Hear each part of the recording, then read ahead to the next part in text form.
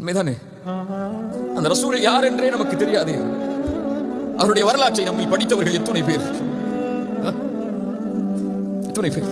ரசூல் எப்போது பிறந்தார்கள் எத்தனை பேருக்கு தெரியும்? ரசூலுக்கு எத்தனை மனைவிமார்கள்? அவர்களுடைய பெயர் என்ன? எத்தனை பேருக்கு தெரியும்?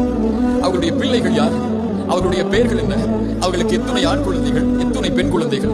அவர்கள் நபித்தோழர்களில் உயரமான, அவர்களுக்கு நெருக்கமானவர்கள் யார்? எத்தனை போர்க்களங்கள் அல்லாஹ்வுடைய தூதர் சந்தித்தார்கள்? மக்காவில் அவர்கள் சந்தித்த இன்னல்கள் என்ன? மதீனாவில் அவர்கள் சந்தித்த இன்னல்கள் என்ன? அவர்களுக்கும் அந்த காலத்தில் வாழ்ந்த யூதர்களுக்கும் நஸ்ரானிகளுக்கும் மஜூசிகளுக்கும் இருந்த தொடர்பு என்ன? அவருடைய வாழ்நாள் எப்படி கழித்தது? அவருடைய அறிவுரைகள் எதை நோக்கி இருந்தது? அவருடைய வாழ்நாள் எப்படி அவருடைய மரண முறை கழித்து கொண்டிருந்தது? இந்த செய்திகளில் ஏதாவது ஒன்றை கேட்டால் உலகம் பிரமிப்பாக பார்க்கிறது. உலகம் பிரமிப்பாக பார்க்கிறது. 100 தலைவர்களை பட்டியலிட்ட ஒரு புத்தக ஆசிரியர் சொன்னார், அப்படி ஒரு மனிதர் இந்த உலகத்திலே வாழவே இல்லை.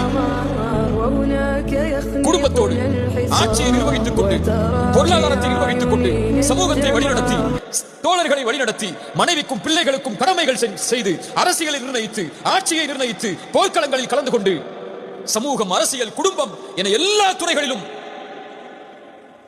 இருந்த ஒரு தலைவரை இவரை போன்று உலகம் காணவில்லை. நான் கிறிஸ்தவன், இயேசுவை பின்பற்றக்கூடியவன், இருந்தாலும் முஹம்மதிற்கு தான் முதலிடம் கொடுக்கிறேன் என் புத்தகத்தில் என்று 100 தலைவர்களுடைய பட்டியலை இட்ட அந்த ஆசிரியர் கூறினார். ஸல்லல்லாஹு அலைஹி வஸல்லம். ஒவ்வொரு தலைவரும் மரணித்ததற்கு பிறகு அவரை நினைவுபடுத்த சிலைகள் தேவை, உருவம் தேவை, நினைவு மண்டபங்கள் தேவை.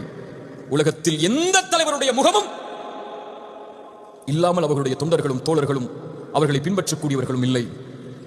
ஆனால் ஒரே ஒரு தலைவர், நூற்றாண்டுகள் கடந்தாலும் அவருடைய தோற்றம் கூட எப்படி இருக்கும் என்ற கற்பனை இல்லாமல் இந்த உலகத்தின் பெரும்பான்மை ஒரு தலைவரை பின்பற்றுகிறது என்றால் அஷ்ஹது அன்ன முஹம்மது ரசூலுல்லாஹ் என்று சொல்லக்கூடிய சமூகத்திற்கு அந்த கண்ணியம் இல்லையா?